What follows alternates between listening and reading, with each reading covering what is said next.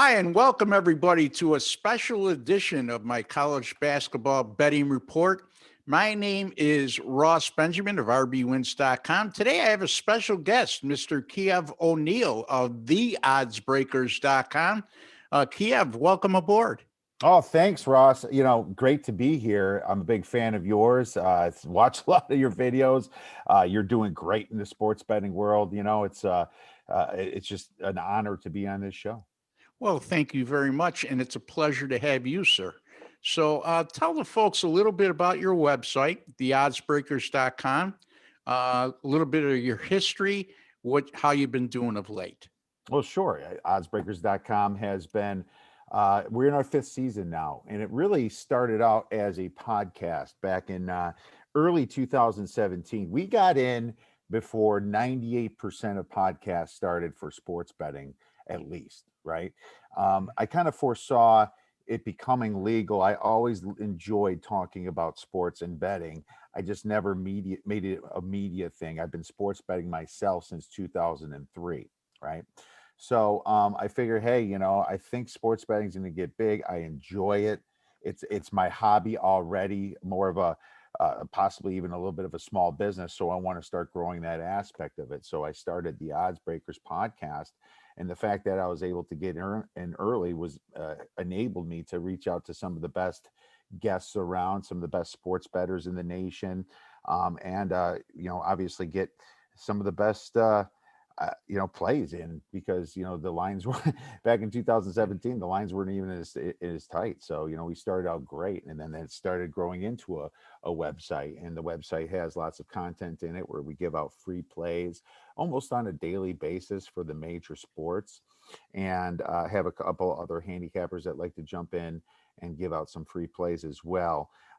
People that enjoy the podcast and are big fans of it, if they want to donate to us, they can, and they become premium subscribers. Well, they will get the plays that I actually make at the time that I make them. I try to make the plays early or late. I try to avoid the stale lines as much as possible, unless some news comes out, or something it could be off. But it's always best to make it really early and really late. And so that's how I run the business side of it. And as of late, we were doing great. Last weekend wasn't as good, but as a whole, the positive in college football, positive in the NFL. Teasers were 11-6, so just been doing fantastic. Oh, that's great to hear. So again, we're speaking with Kiev O'Neill from theoddsbreakers.com. And if they want to get your audio podcast, that show there, how would they be able to access that? Well, first of all, you could follow us on Twitter at The Odds Breakers, and I'm usually the one running that Twitter page. I have my personal Twitter, OB Kiev, but I mostly focus on The Odds Breakers, and the podcast is everywhere: iTunes, Google Play, Spotify.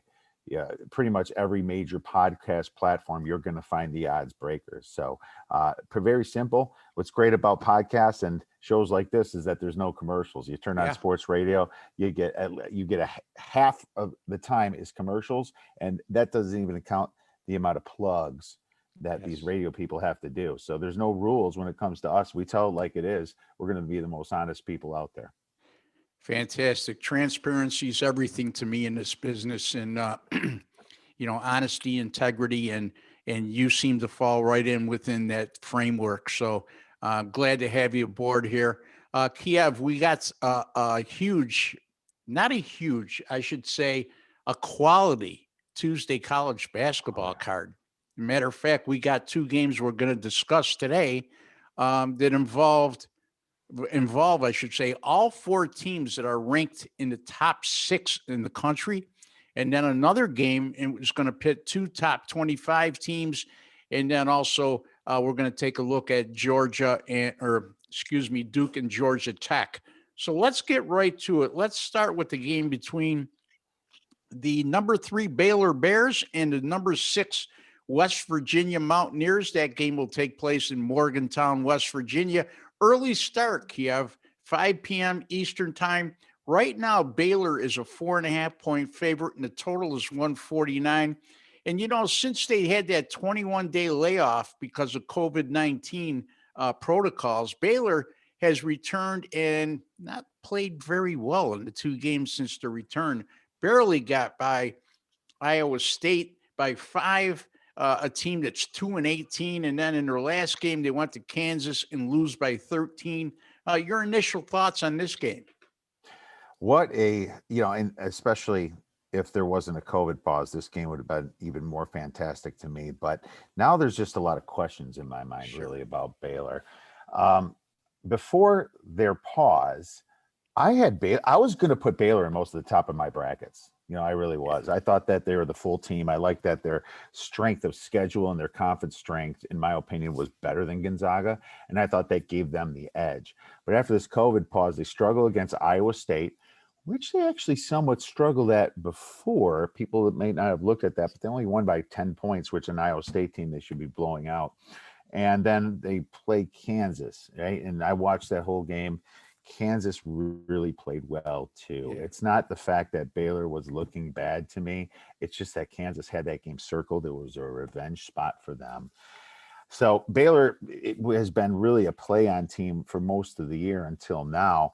Now it's just too many questions for me. What Baylor team is going to show up? I noticed that Kansas was able to get to the basket a lot with guys like Garrett and a few of their other studs there. It was almost like Baylor's defense didn't exist. If I'm going to look at anything, it's probably the over. Now, I know it's kind of high right now at 149, 149 and a half, but I have Baylor winning this game 78-75.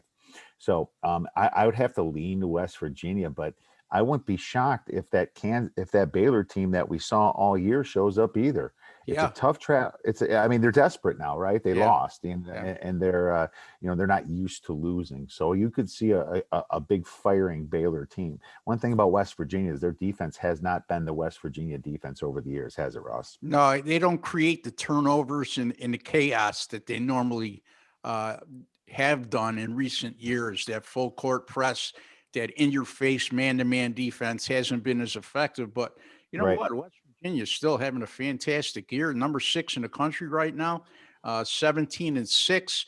5 of their 6 losses have come by 6 points or less. And you mentioned, Baylor's defense, and specifically speaking, their last 3 games, they've allowed opponents to shoot 51.2% from the field, and their offense has shot less than 40% in the 2 games since the return. So, yeah, some good points. In terms of your over selection, it looks pretty good if you look at how Baylor's playing defense recently, and also the fact that, like you alluded to, West Virginia isn't the West Virginia defensive team that we've been used to seeing under Bob Huggins in recent years. Let's get to our next game. The number 4 Illinois Illini at number 2 Michigan. Boy, I'm really looking forward to this one, Kiev. Yeah. 7 p.m. Eastern time start. Michigan is minus 7.5 right now, 146.5. I know that seems like a pretty high number, but keep in mind, Illinois is likely to be without Io DeSunmu, their leading scorer. He's missed the last 2 games. Hasn't affected the Illini as they won easily both times, but now they're taking on a whole different animal in Michigan, one of the better defensive teams in the country. And you're losing over 21 points a game, 6 rebounds a game, and 5 assists per game. My personal feeling when it comes to situations like this, Kiev, is when a team loses a star player like they have in their last 2 games, initially a lot of guys step up Hmm. and they overachieve for a couple games, and then that dies down a little bit. You Now, saw that with Nebraska last night too, Ross, if I may jump in. Great point. sure, yeah. So it's just seems like that happens throughout sports betting history. So your take? Well, my take here, I had these two teams, the top two teams in the Big Ten for a while now. I specialize in the Big Ten, being that I went to Wisconsin, the University of Wisconsin, and obviously I'm a Badger fan. So Big Ten is what I watch the most. I figure why not specialize in that conference? So the only difference is for a while I had Illinois over Michigan until Illinois hit that flat spot that they had. And then I realized Illinois' forwards weren't quite as good as they need to be, and then eventually flipped. And Michigan had their COVID pause, but they really haven't lost a beat here.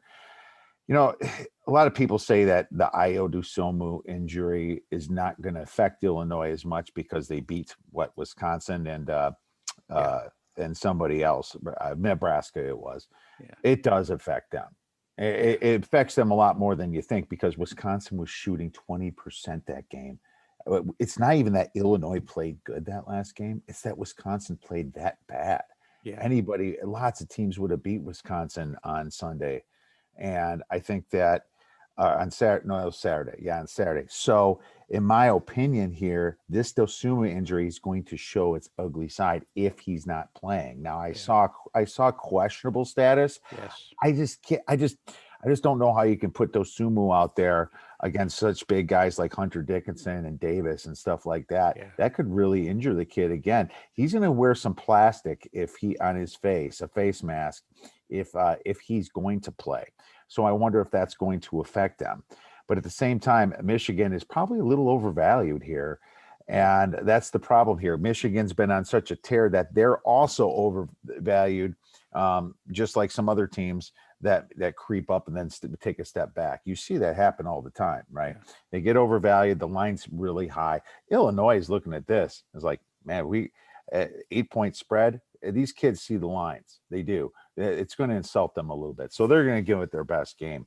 Right now, I cannot bet Michigan at this number.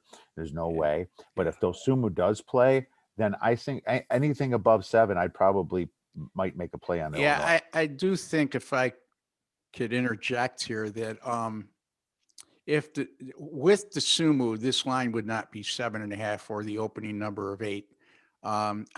My personal line that I have, and I know you do similar things, is I had with the Sumu in the lineup, I had Michigan as a 5.5 point favorite here.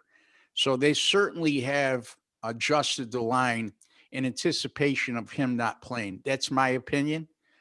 If indeed he is cleared to play, or Illinois indicates he's going to play, I could see this line coming down. So it's a double-edged sword. Yes, that's a heavy number. Yes, Illinois has played great in the 2 games without him. But like I said, I mean, you can't keep counting on role players to step up, and especially against a quality opponent like Michigan. So let's get to our next game. This one does not involve ranked teams, but it has NCAA tournament implications in terms of at-large bids. Duke, 11-9 on the season, goes to Georgia Tech, 13-8. Georgia Tech, a 2-point favorite in the spot. The total 146. I like this Georgia Tech team, Kiev, and they've really been surging of late. And they've been really good at home in conference home games. They're 6-1, straight up and against the spread. And offensively, their last 5, they're shooting close to 52% from the field combined. What's your initial thoughts here? Well, I'm glad you said that because Georgia Tech is a team that I've been on a lot this year, and there was a point where they were very undervalued. Now they're getting close to where they should be. But the big question about this game in itself is Duke a good team, or was Duke a hot team? Yeah. Okay. In my opinion, Duke was a hot team that was desperate. When Jalen Johnson from Sun Prairie, Wisconsin, opted out, they had that boost. The team's like, screw him. I'm going to play out of my mind. They won those teams in a row. And then you saw who Duke kind of really was when they faced Louisville here. Now, there's a lot of people that are probably going to be on Duke, be like, oh, they had the bad game. Now it's bounce back spot versus Georgia Tech. Well, forget about that narrative, because Georgia Tech is also in a spot here where they should have won that game against Duke, and they kind of choked it away at the end. They turned it over. Duke was hitting everything. The refs were blowing their whistles. I remember that game very well. And I'll tell you right now, this is a game for Georgia Tech that they circled that they want to make as a big play to get into a good seed in the NCAA tournament. Like you said, it does has NCAA tournament implications. Looking at the stats, both teams are pretty equal. Both shoot the three pretty well, 35.7% effective, but they're pretty bad at defending it at 37%. But in my opinion, when you see that stat, it's the home team that gives the advantage because the backdrops are used to their backdrops. Georgia Tech isn't. Duke's the better rebounding team, probably because they miss more at 35-31. But now that Jalen Johnson's gone at 6'9", I wonder if that changes a little bit. Georgia Tech better turnover ratio and assist to turnover ratio, 1.5 to 1.3. This is a short line for Georgia Tech. I'm taking them. Yeah, I don't blame you. And here's a thing that I look at as well, Kiev. Um, Duke has North Carolina up next, and they're going to be playing with revenge. And we saw a similar situation yesterday where North Carolina was coming off a huge win against Florida State. With Duke up next, they overlooked Syracuse. I mean, look, they lost on the road in a game they could have really solidified their spot in the NCAA tournament. They're still around a number 10 or 11 seed as an at-large, in my opinion. But a look-ahead spot, and I know Duke's coming off a loss, but like you said, I think they were just hot. And they're not a terrible team by any stretch of the imagination. They're better than mediocre, but they're not the Duke teams that we've been used to seeing, the caliber of Duke teams, I should say. We've been used to seeing, especially from its overall talent aspect. So I agree with you on this one. I think Georgia Tech is a play in this contest. Number 25, Wisconsin, your alma mater. I'm sorry. Did you want to add something? Yeah, real quick.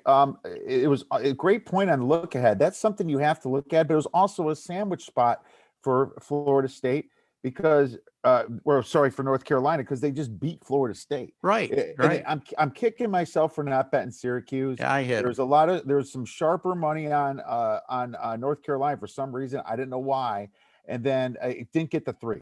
So I was like, okay, if it's not going to 3, and I kicked myself because the spread didn't come into the conversation here at the game. So I just wanted to add that you made a great point there. Yeah, and you had a team with a strong home court in Syracuse. There was 11-1 going into that game at home.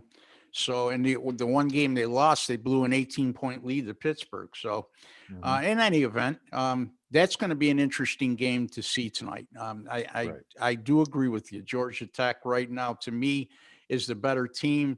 But Duke will have their say tonight. We'll see what occurs. Number 25, Wisconsin, your alma mater, at number 23, Purdue. Purdue's a 2-point favorite in this game, and the total a really low 128.5. Kiev, Wisconsin has really tailed off as the season has progressed. They're 0-4 straight up in ATS, and their last 4 this year as a conference dog. So they haven't really relished that role. They've lost some games at home this year where they normally are unbeatable just about in Madison. And Purdue, 6-1 straight up conference home games. Their only loss coming to number 2 Michigan. And what's your take here? Because I'm sure you have to separate your professionalism from your bias here. Well, I think you'll see that I have done that by the time I'm done with this handicap. They're still overrated in Wisconsin on KenPom. I don't know what the heck's going on here. You have a team that shoots 42% from the field. That's like 270th or something out of all the teams. That's terrible. And it's not even that, they had that card of a non-conference. There's a few teams there. But they just really tail off for some reason. And then the end of the Illinois game, the last 4 minutes, they wake up. Dimitri Trice couldn't miss a 3, and bettors are tearing up their tickets. And, that's just Wisconsin. It's inconsistency. That's what they are all over the board. But what has been consistent is their poor shooting on the road. They shoot 29% from 3-point land on the road. And that's surprising. That's really surprising. Yeah. For a Badger team, it really is. Everyone remembers that Michigan State game where they won on the road, but we found out a little bit about Michigan State since that happened in early January, that Michigan State really wasn't that good of a team either. They just went through a nice little hot streak themselves and then dropped that last game a couple days ago here. right, to Maryland. So Wisconsin, you can't bet Wisconsin on the road. And now Wisconsin's just at such a close favorite here. People have to remember that Purdue, and we took Purdue at 1,600 to 1, or 16 to 1, sorry, to win the Big Ten tournament because they had the best upside. Well, that was before they were insured a 4 seed and the double bye. Purdue gets this win, or the next week, they ensure a 4 seed in the Big Ten tournament, which is a double bye. Yeah, Huge that for is huge. yeah, a Big Ten is so It's deep. such a great conference from top to bottom this year.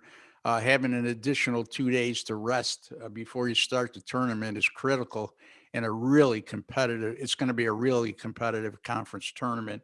You mentioned the totals, 128 and a half this year. Interesting observation for me.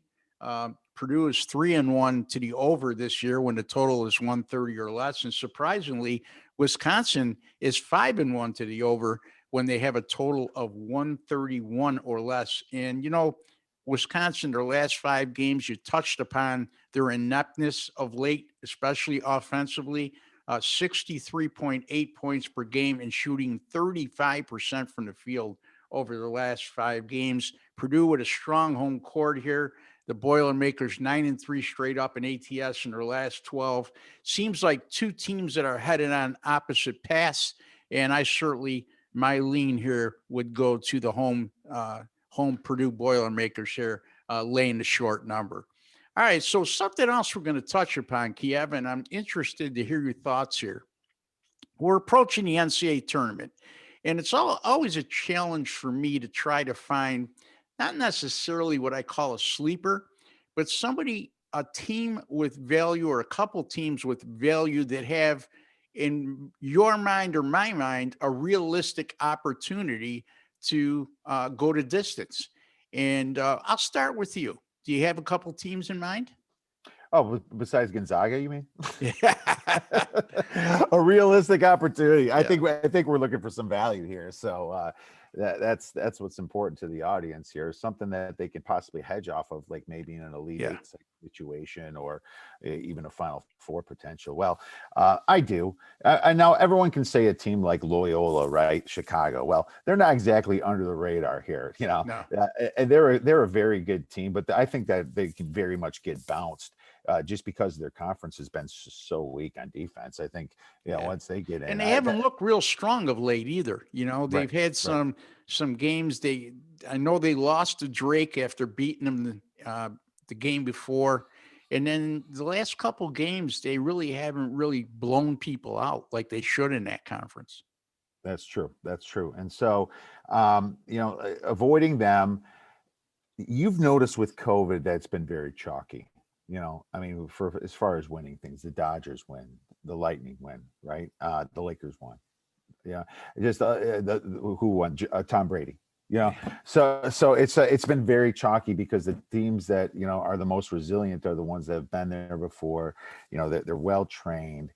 They're already stars. They're not going to have any hiccups. They're the most prepared, I would say. Well, that's what is pushing me off the smaller teams in general. I guess if there's a smaller team that I'll say that might be in the tournaments, maybe St. Louis, because they beat LSU and they'd had their tough COVID pause, but as of late, they've been very good. They've been well balanced. They can make a little bit of noise here in the NCAA tournament. But the team that I like here that I'm going to use for this show, Ross, is the Cade Cunningham, Oklahoma State Yeah. Cowboys here. And I'm pissed that they won yesterday because I wanted to come back and bet on them again, because they're one of those teams that I've been on most of the year too and have cashed on.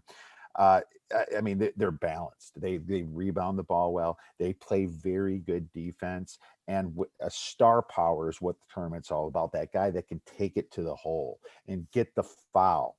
Sometimes the refs get a little foul happy in the tournament, as you know, and sometimes that's what under desperation is what you need. Teams that aren't scared to do that. Well, Cade Cunningham's that star that can do it for the Cowboys. They are not a bad team at all, and they are under the radar because their name's not West Virginia. Virginia. Their name's not Kansas. Their name's not Baylor, but they are just about as good as all three of those teams that I mentioned. So you're going to get a nice price on Oklahoma State if you want to take a shot here, at least 50. And the best part about that is they're playing their best basketball at the right time. And that's what Yes. it's all about when it comes to March Madness. Very seldom will you see a team make a deep run in the NCAA tournament if they didn't finish the regular season strong or didn't have a good conference tournament. It's not so much the conference tournament because we've seen teams get knocked out on the first round of the conference tournament in power conference play and still make a deep run. More so how they finish the year in general. And Oklahoma State's definitely on the right track in that regard. I'm looking at two teams here, and not necessarily a sleeper in Illinois. They're the number 4 team in the country, but at odds of 15-1 to win it all, Kiev. You know, Io DeSumo will be back for the NCAA tournament. He's recovering from a broken nose. And by the way, I think it would be stupid for him to play tonight. And It you would. touched upon that based on the fact that you got to look at the big picture and just not one game here. You want him healthy when it matters most. And between him and Kofi Cockburn, you got 2 NBA first round draft choices in the spring or summer, whenever the draft takes place. And they're battle tested in the Big Ten. And to me, they have all the ingredients to make a deep NCAA tournament run and possibly win it all. And at 15-1, that's really good odds for a team that's ranked this highly. The other team I like, Kiev, is the Houston Cougars at plus 2,800. And we talked about this off air. I think when you look at Houston and where they're ranked in the country, which I think they're number 5 in a recent AP poll, plus 2,800 is a lot. Now, I respect the bookmakers and odds makers a heck of a lot more than I do the pollsters. And I've said that time and time again. But by the same token, when you're looking at betting value on a team that has a realistic opportunity to go deep in this tournament, the Houston Cougars, to me, are one of those teams. They're at plus 2,800. Those are great odds. And like I said to you off air, I think what happens with Houston playing in the American Athletic Conference is sometimes they're not challenged enough and they hit some flat spots. Their upset loss against East Carolina is like a 16-point favorite. But I think this team is fully capable of making a deep run. So my 2 teams I'm going to take a look, I'm going to probably wager on in the next couple of days will be Illinois at plus 1,500 to win it all, Houston at plus 2,800 to win it all. And I also like Illinois at plus 700 to win the Big Ten Conference tournament as well. That's really good odds for a team ranked that high in their own conference tournament. Now, granted, the Big Ten's one of the, if not the strongest, one of the 2 strongest conferences in America. I think it's the strongest. You'll get some argument from Big 12 people who like the Big 12, but to me, the Big Ten is far and away the best conference in America. Agree? Oh yeah, well I'm back and forth on the Big 12. Even though I'm a Big 10 specialist, there was a time I said the Big 12. Now that Baylor's not going to looking at good, and now that Michigan is, I'm probably leaning more towards the Big 10 now as the best conference. So, like I said about the Big 12 before, they do have a lot of middle of the road teams that are very good, but their bottom end is worse with Iowa State and TCU, Kansas State. Those teams are just absolutely terrible. And I think our bottom end, Northwestern, Nebraska, could beat those teams. So I think as a whole, you're correct. Love the Illinois pick, but what's frustrating to me, Ross, I had them at 120-1 last year to win the NCAA tournament that I took in December. And unfortunately, COVID happened. And once they paid me back for that ticket, I just kind of looked down and You kicked felt like you were losing. You felt like I you felt lost. I felt that Yeah, like I lost especially at there. those So odds. I mean, that was a yeah. tremendous pick at that early juncture Mhm. before the season. Yeah. All Yeah. right, let's give the folks a little bit of a treat. How about a college basketball free pick? Again, I'm talking to Kiev O'Neill from theoddsbreakers.com. He has a terrific audio podcast he does on iTunes and several other sources that we'll get to before we close out here. But Kiev, you have a free pick you can share with the listeners. Yeah, I'll give you two of them. Obviously, I am playing Georgia Tech, so that's one of them for sure that we're gonna play for sure, maybe for a couple stars here. But I'm gonna go with Detroit here. The beginning of the Horizon League tournament. Why were they doing at Pick'em here against Northern Kentucky when they are the next best team favorited, besides Wright State, of course, second to win the tournament here. I know Yeah. it's an away game and it's going to recede, but Detroit's got the most upside to me because they've had a bunch of pauses that happened to them. But their non-conference schedule is very, very difficult. And they're playing some of these teams pretty closely when that happened. They had their little injury bugs, but now they're coming back and healthy. I like Detroit to win tonight, but what I also like here, the plus 500 odds is garbage. You can do a money line rollover with them, meaning you keep playing what you win and what you initially bet into a rollover, and it's going to give you more like 15 to 1, 20 to 1 by the time they play Wright State, maybe even 30 to 1. So don't bet the plus 500, but I like them to win tonight at the pick 'em or plus one, wherever they're at. And I also like them on the money line rollover. Yeah, I've saw them a couple times in the last month, and especially recently. They're talk about a team that's playing their best basketball at the right time in terms of the Horizon League. Detroit, certainly to me, right now is the best team in that league based on recent performances. So I agree with both of your picks there. So um, Awesome. I'm going to go and I'm going to be redundant here, and I like Purdue minus the short number of 2 against Wisconsin for many of the same reasons we both discussed. Wisconsin really fading down the stretch, while Purdue has been very good down the stretch. So I think this is a short number, and I'm going to take advantage of it. And the other game, too, I agree with you on Georgia Tech. Again, I'm not going to recite everything I said before, but I do like the fact that Duke is probably going to be looking ahead here. I don't know Hmm. about probably, but they're going to be vulnerable to looking ahead Hmm. to the North Carolina game on Saturday, a game they'll be playing with revenge on the road. And here they are playing Georgia Tech. Georgia Tech's not bad, folks. 6-1 at home in conference play. So I'm going to take Georgia Tech. They are -2, I believe, at home against Duke, and I'm also going to take Purdue -2 at home as well over Wisconsin. So there you have it. You got 3 free picks in all. We both like Georgia Tech -2. Um, and Kiev likes Detroit in the Horizon League tournament quarterfinals. Is it quarterfinals tonight or the opening round? It's And opening, but and just to let you know, I do like Purdue as well. That you should do be a like play. Purdue as That, well. that, that- So, that's coming in a play too. So all we're right. we're at a consensus here. All right. Purdue, Georgia Tech, and Detroit.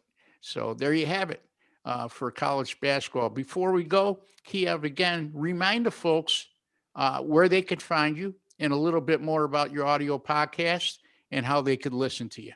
Absolutely. Check us out on Twitter at the Oddsbreakers. Check us out at theoddsbreakers.com. Lots of free picks out there. Plus, we put out a podcast and we try to break it up into a learning phase and a picks phase, So we're trying to make people better handicappers. I have lots of guests that we bring on. Ross is going to be one of them, which is awesome. I'm really Looking excited to have forward him to it. on Yeah. later this week. And it's important to me that this industry grows. It's something I love to do. It's bigger than a pastime for me. And if you like what you hear and you like some of the stuff we do, you feel free to become a member, and then you get the plays that I make when I make them. That's Kiev O'Neill from the oddsbreakers.com. I'm Ross Benjamin of rbwins.com. You could find all my picks right there at my website. That's rbwins.com.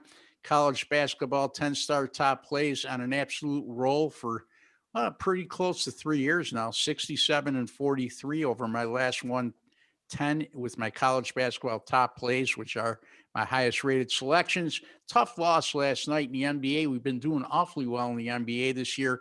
And I had the Chicago Bulls. They were +5. They were losing by 2 at 8 points or with 8 seconds to go. And they foul. Of course, they knocked down both free throws, meaning Denver. And then they miss a 3-point shot. And for whatever reason, They why do you foul again. foul? with 1 second to go and down 4. Bad And of beat. course, they hit the 2 and get outscored 12-4 in the last 2 minutes and lose the game by 6, and I failed to cover. But you know what, Kiev, we always remember those bad losses like that, but we never remember, or we don't remember, the ones that we get lucky in similar fashion, you know? Yeah. And I'm a proponent of this. Those games like the loss last night, they're going to even out. You're going to win some games too. It's the games that are decisive that you win easily over the ones you were way off. You need to be on that side where you win easily more times than you lose badly, and you'll be doing okay over the long haul. In any event, 100%. folks, we'll be back on Thursday with the Winner's Circle with Chip Sharimbas. Kiev, it's been an absolute pleasure to have you on the show, and look forward to having you on in the future as well. Until the next time, folks, good luck and God bless.